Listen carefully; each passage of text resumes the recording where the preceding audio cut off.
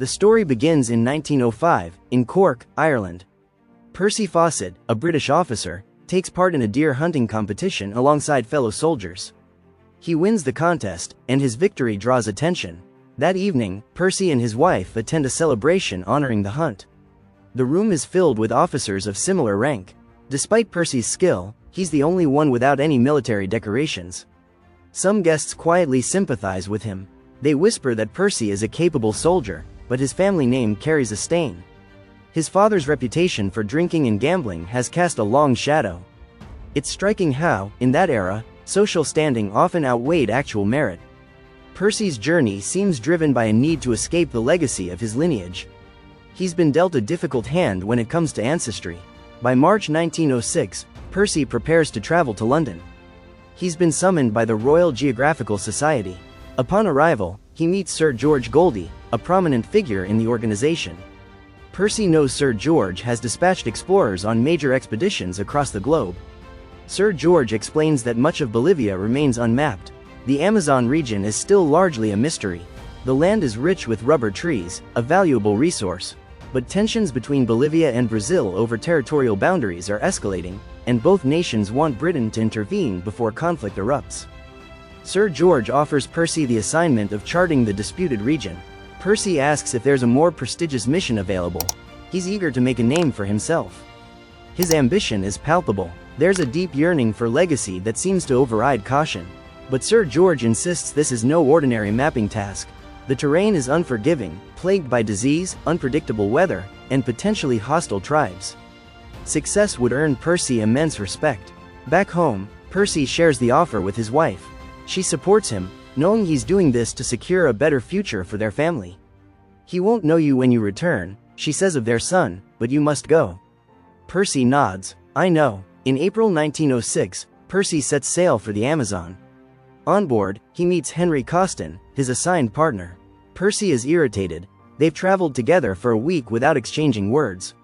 Coston explains he's been observing Percy, trying to gauge whether he's truly prepared for what lies ahead. Percy admits this mission is deeply personal. "It's not just about duty, it's about restoring his name. My reputation as a man depends entirely on our success," he says.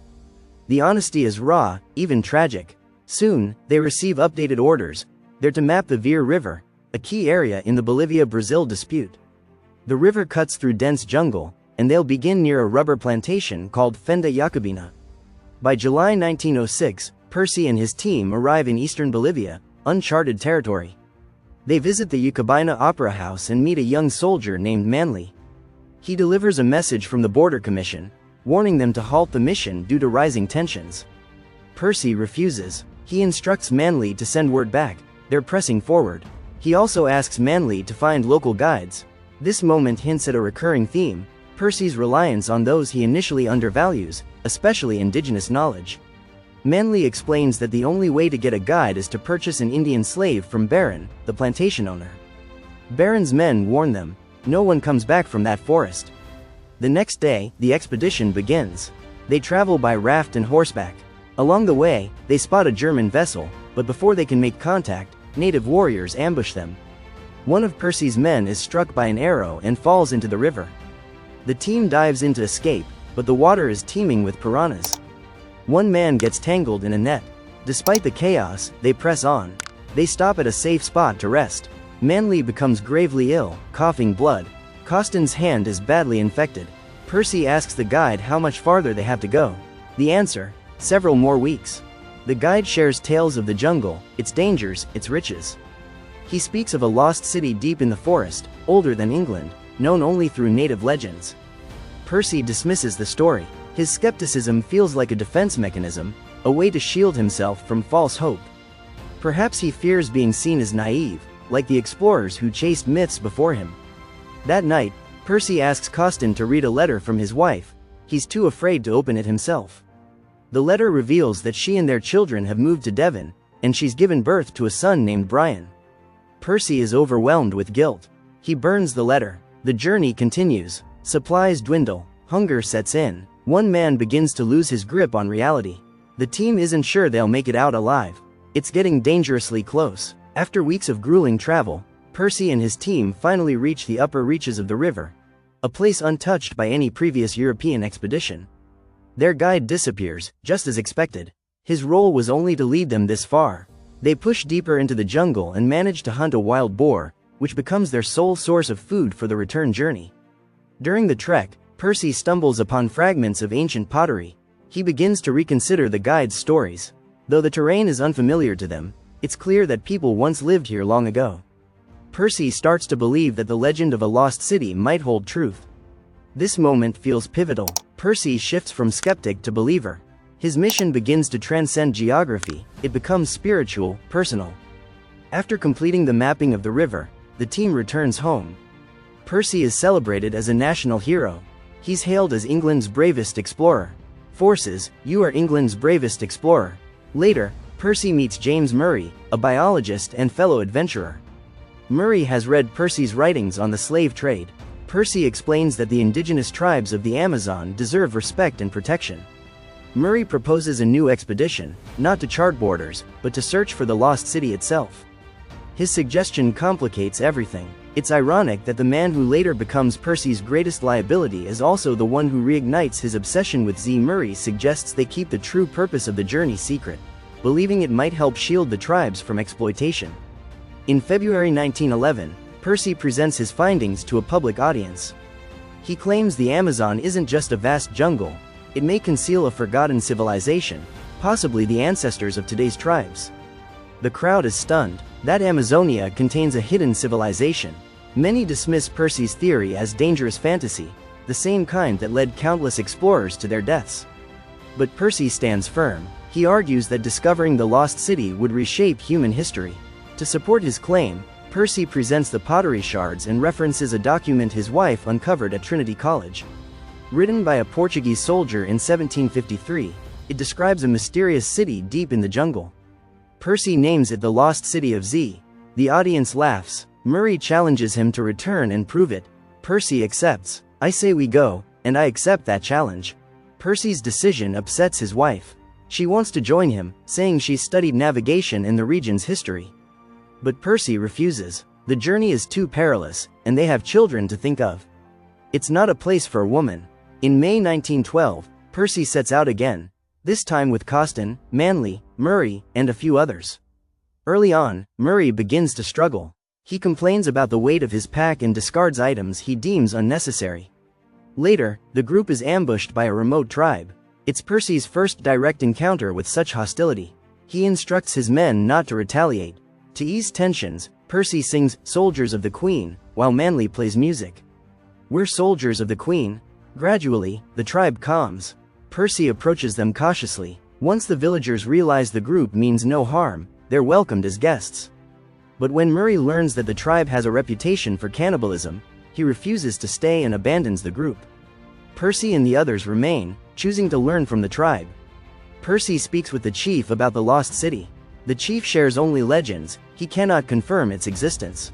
He advises them to continue upriver, where they may encounter others with deeper knowledge.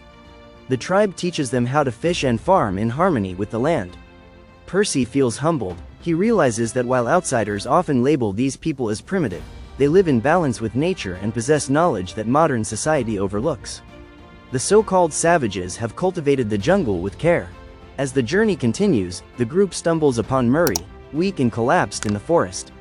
He's consumed all of their remaining food. Percy is furious, saying even his own children would have been more dependable.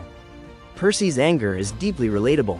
He's watching his carefully planned expedition fall apart, and it's hard not to feel his frustration. Things get worse when they travel by raft. The current grows violent, and Percy tells Murray to stay still to avoid tipping the boat. But Murray shifts carelessly, causing one of the food baskets to fall into the river. Their troubles mount when the raft slams into a rock. Manley is thrown into the water, and Percy urges him to swim to shore.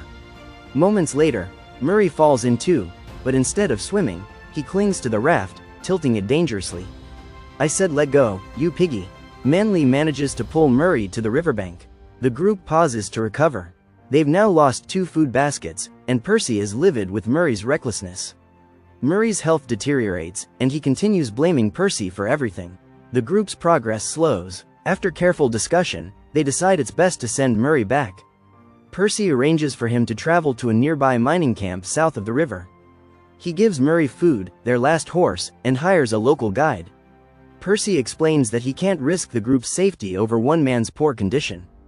But instead of gratitude, Murray lashes out. "You don't give a whit about me or anyone in this party."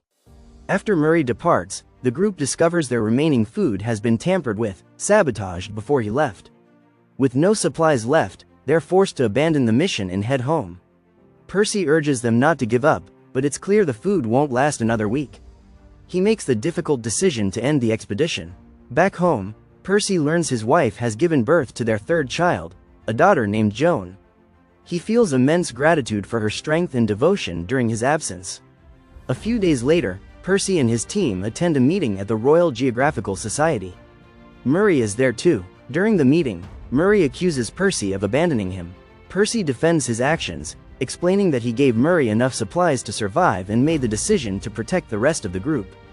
Murray argues the entire journey was a failure, claiming they wasted time with tribal communities and found no trace of the lost city. Costin steps in, blaming Murray for the failure and accusing him of sabotaging their food. Murray denies it and accuses Costin and Manley of lying. Costin explodes, saying they should have left Murray to die in the jungle. The director steps in to calm the escalating tension.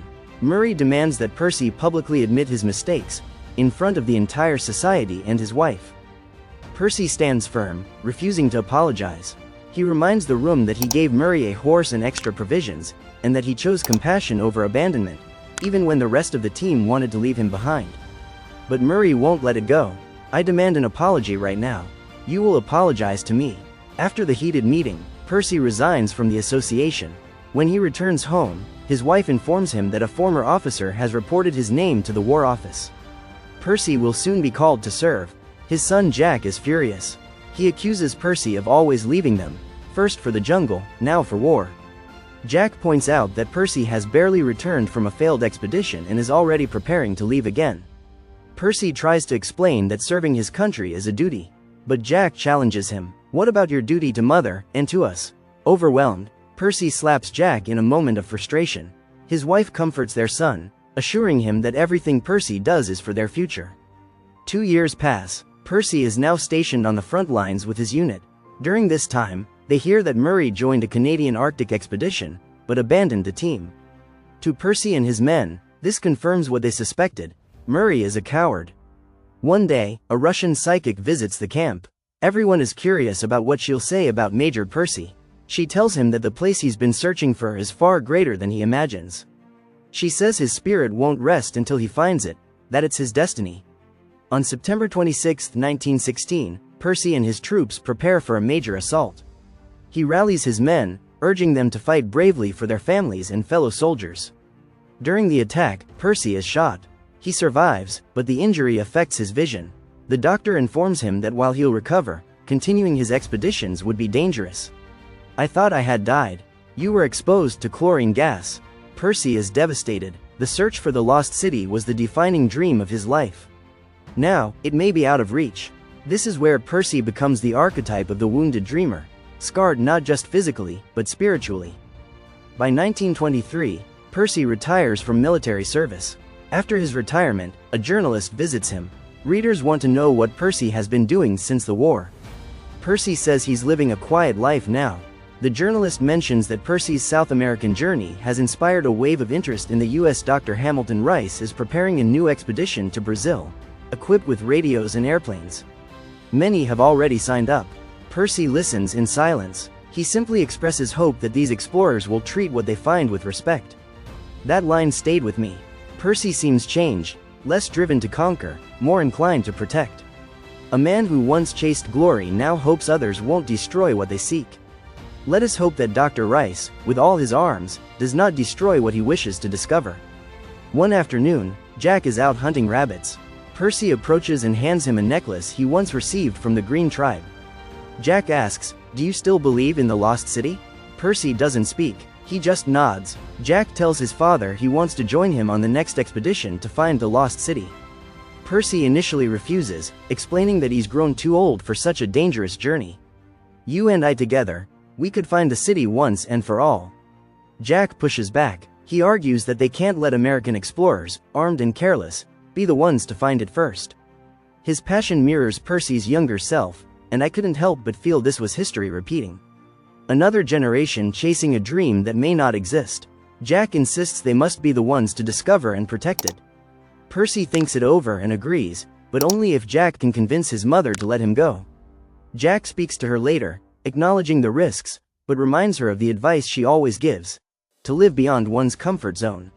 Hearing her own words echoed back, she's caught off guard. You've just used my very own words against me, and how can I refute them? They are my own. She never imagined her own wisdom would be used to justify such a perilous decision. In the end, she agrees to let Jack go. Percy invites his longtime friend Costin to join them, but Costin declines. He can't leave his wife and child, and the expedition is too costly. Percy begins to suspect Costin no longer believes in the lost city. But Costin clarifies, it's not the city he doubts. He questions whether finding it will truly give them the answers they're searching for. On December 3, 1924, Percy announces to the press that he will return to the jungle, this time with his eldest son, Jack. The Royal Geographical Society agrees to fund the journey. The Society's president even apologizes for doubting Percy in the past, especially during the conflict with Murray. At the event, Percy shows the media a compass he's kept for 2 decades. He says it will be the symbol of their journey. When we reach Z, I shall send it to you as a sign. Finally, the day arrives. By April 1925, Percy and Jack reach the Amazon rainforest. Percy points out the ruins of an old plantation as they continue deeper into the jungle. Eventually, they arrive at a village belonging to a local tribe. The villagers speak of a hidden cave that no outsider has ever seen. They also describe a massive stone covered in carvings of people and horses, believed to mark the entrance to the lost city. Percy and Jack are warmly welcomed by the tribe's chief. Percy feels a deep connection, sensing that all people share a common ancestry. After resting, they resume their journey. Deep in the forest, they encounter a hostile tribe and are forced to flee. Eventually, another tribe rescues them and brings them to their settlement. The locals perform rituals for them. During this time, Jack becomes convinced they won't make it out alive. But Percy comforts him. The world is full of mysteries, my boy. Even if we don't find every answer, this journey has given our lives meaning. From that moment on, they choose to follow whatever the tribe asks of them. Life is a mystery, my boy. We know so little of this world. Years pass. Percy and Jack never return. Percy's wife visits the head of the Royal Geographical Society. She tells him that a Brazilian man claimed to have seen Percy and Jack living among the tribes. The director gently suggests that she consider the possibility they may never come back.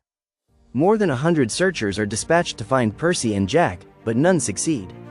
Eventually, a Brazilian man comes forward and hands Percy's wife an item he had shown before the expedition, a compass. This moment shakes her. She begins to wonder, did Percy and Jack truly discover the lost city and choose to remain there? Thanks for watching. If you have not yet subscribed to my channel, then please do so now. Like the video and turn on notifications. I post videos every week. Also leave a comment to support my channel. Thanks. I will see you in the next video.